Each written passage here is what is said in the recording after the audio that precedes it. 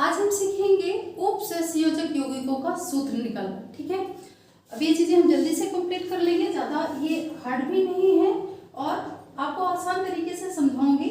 अगर मान लो इस तरह का कोई कंपाउंड दिया हुआ है, ठीक है ना, उपसंयोजक यौगिक दिया हुआ है, उसका इस तरह से नाम लिखा हुआ है, तो आप इसका सूत्र कैसे निकालोगे? जैसे सूत्र लिखा रहता है, हमें उसका IUPAC नाम लिखना रहता है, लेकिन अगर यहाँ पे नाम दिया हुआ है और आपको सूत्र निकालना है, फिर आप कैसे करोगे?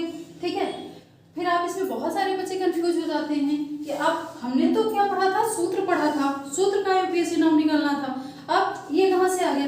तो देखो, इसमें सबसे पहले आपको ध्यान देना है, रूल वही रहेगा, पेंटाकार्बोनिल। ठीक है, पेंटाकार्बोनिल मतलब ये जो शुरू हो रहा है, कहाँ से शुरू हो रहा है? उपसंयोजक परिसर या समन्वयक परिसर से। ठीक है, तो ये जो आपका उपसंयोजक यौगिक है, शुरू कहाँ से होगा?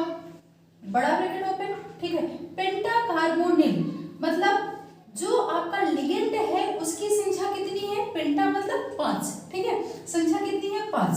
और लिगेंड का नाम क्या है? कार्बोनिल। कार्बोनिल मतलब CO, आपने पढ़ा होगा लिगेंड में। तो यहाँ पे क्या लिखोगे? छोटे ब्रैकेट के अंदर CO, 5 है तो यहाँ पे क्या रहेगा? पेंटा। ठीक है, अब आयरन मतलब आपको पता है कि लिगेंड के बाद क्या आता है? केंद्रीय धातु। तो केंद्रीय धातु क्या है? आयरन। तो यहाँ पे आप क्या लिखोगे? आयरन। ठीक है, अब इसकी वैलेंसी कितनी आ रही है? 0। ठीक है, तो इसकी वैलेंसी 0 कैसे आएगी? सिंपल, ये देखो, इसका निकालना है X प्लस, अब ये जो आपका कार्बोनिल है, ये कौन सा लिगेंड है आपका? कार्बोनिल, उदासीन लिगेंड। ठीक है, उदासीन लिगेंड, तो इसकी वैलेंसी कितनी होगी? 0। तो यहाँ पे 0 × 5 करेंगे तो आपका क्या आ जाएगा? 0। ठीक है, तो X = कितना हो जाएगा? 0। हो गया सही? आपका कितना हो गया? ये पेंटा कार्बोनिल आयरन, और वैलेंसी आपकी सॉरी ये तो गलत लिख दिया है, हाँ, वैलेंसी आपकी कितनी आ गई? 0। कंफ्यूज नहीं हो ना, वो अलग ही संख्या लिखी थी। ठीक है, तो पेंटा कार्बोनिल आयरन और यहाँ पे कितना आ गया? 0। ठीक है, अब जैसे ये है टेट्रा ब्रोमिडो क्यूप्रेट। अब टेट्रा ये भी कहाँ से शुरू होगा? समन्वय संख्या से। ये आपका आयनों वो सॉरी यहाँ पे कोई आयन नहीं है, अगर कोई आयन होता धनात्मक या ऋणात्मक तो हम सबसे पहले यहाँ पे उसका नाम लिखा होता। ठीक है, तो यहाँ पे क्या लिखा हुआ? टेट्रा। टेट्रा मतलब 4। तो यहाँ पे जो लिगेंड है, लिगेंड का नाम क्या है? ब्रोमिडो, मतलब यहाँ पे क्या आएगा? Br। ठीक है, ब्रैकेट क्लोज। टेट्रा, टेट्रा मतलब ब्रोमीन कितना है? 4। ठीक है, क्यूप्रेट, तो यहाँ पे कॉपर से क्या बना है? क्यूप्रेट, तो यहाँ पे आपका क्या आ जाएगा? कॉपर। ठीक है, अब ये इसका जो ये दे रखा है क्या बोलते हैं, ऑक्सीकरण संख्या, वो कितनी दे रखी है? 2। ठीक है, तो इसमें से तो 2 निकलेगा नहीं, तो यहाँ पे फिर वैलेंसी इसकी कितनी दे रखी होगी पूरे समन्वयक परिसर की? -2। ठीक है, अब ये निकल आएगा। अब देखना, अब इसके ऑक्सीडेशन नंबर अगर हम निकालें तो कैसे निकलेगा? सबसे पहले कॉपर है तो इसको क्या बनेंगे? X plus bromine Br bromine -1 × 4। ठीक है, इसका 2। अगर इस तरह की कोई वैलेंसी समन्वयक परिसर के बाहर दी रहती है तो इसका 2 में जाती है, तो यहाँ पे क्या आ गया? -2। ठीक है, अब X -4 = -2, तो X ये उधर जाएगा तो -2 और +4। ठीक है, तो X कितना हो जाएगा? +2। ठीक है, तो यहाँ पे इसकी जो वैलेंसी है वो भी निकल आई। ठीक है, देखिए कितना आसान था ऑक्सीकरण संख्या निकालना। और अगर हिंदी में ये चीज दी हुई है, ठीक है, जो आपका ये IUPAC नाम है उपसंयोजक यौगिकों को अगर हिंदी में दिया है, उसका फॉर्मूला लिखने के लिए, सूत्र लिखने के लिए बोलता है, तो ये भी बिल्कुल आसान है। अब एक चीज और, अगर मान लो यहाँ पे आयनिक है, ठीक है, आयन से शुरू होती है कोई भी उपसंयोजक संख्या, तो हम कैसे लिखेंगे? मान लो यहाँ पे क्या है? K3। ठीक है, फिर आपको यहाँ पे क्या है?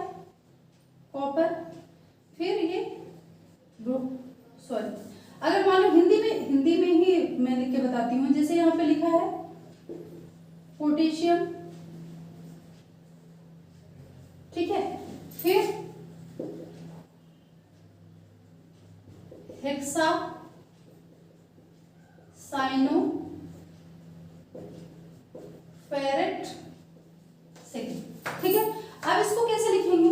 पोटेशियम लिखा है, मतलब ये क्या है, इसमें आयनिक धातु प्रेजेंट है ब्रैकेट के बाहर। ठीक है, तो यहाँ पे आप क्या लिखोगे?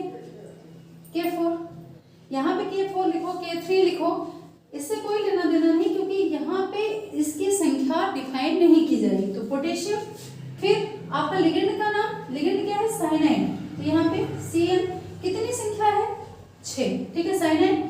फिर आपका क्या है? फेरेट, तो यहाँ पे क्या उपस्थित है? आयरन। ठीक है,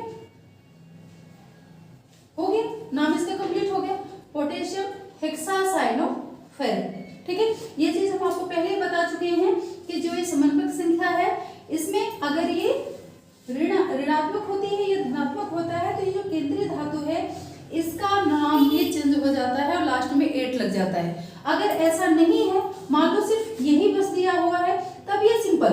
अगर इसका हम नाम लिखेंगे इस कंडीशन में, मान लो यहाँ पे आपका K3 या K4 नहीं दिया हुआ है। ठीक है, तो जब हम इसका नाम लिखेंगे तो इसका नाम साधारण हो जाएगा क्या? हेक्सा साइनो, और इसको आयरन सेकेंड। ठीक है, अगर K3 ये दिया हुआ है तब ये फेरेट हो जाएगा, लेकिन अगर ये प्लस और माइनस में डिवाइड नहीं है, सिर्फ मान लो यहाँ पे हम समझा ही देते हैं इसको, Fe और Cn6 दिया, ठीक है, तब हम इसको फेरेट नहीं लिखेंगे, हम इसको क्या लिखेंगे? आयरन। ठीक है, तब ये आपका क्या आ जाएगा? Hexa cyano. ठीक है, और ये आपका आयरन,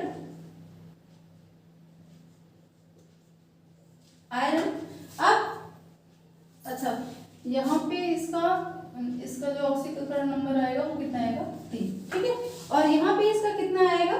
6। कितना आएगा? 6। ठीक है, तो ये इसका नाम हो जाएगा। ठीक है, अगर ये आयन दिए हुए हैं तब इसको सबसे पहले लिखोगे, अगर ये धनात्मक है तब ये केंद्रीय धातु का नाम चेंज नहीं होगा, अगर ये धनात्मक में नहीं है तो केंद्रीय धातु का नाम चेंज हो जाएगा। ठीक है, लास्ट में 8 लगेगा। इन बातों का आप विशेष ध्यान रखना, आपका IUPAC नाम कभी भी गलत नहीं होगा, उपसंयोजक यौगिक होगा। ठीक है, थैंक यू। अगर वीडियो अच्छी लगी हो तो वीडियो को लाइक, शेयर और भाई सब्सक्राइब। Thank you.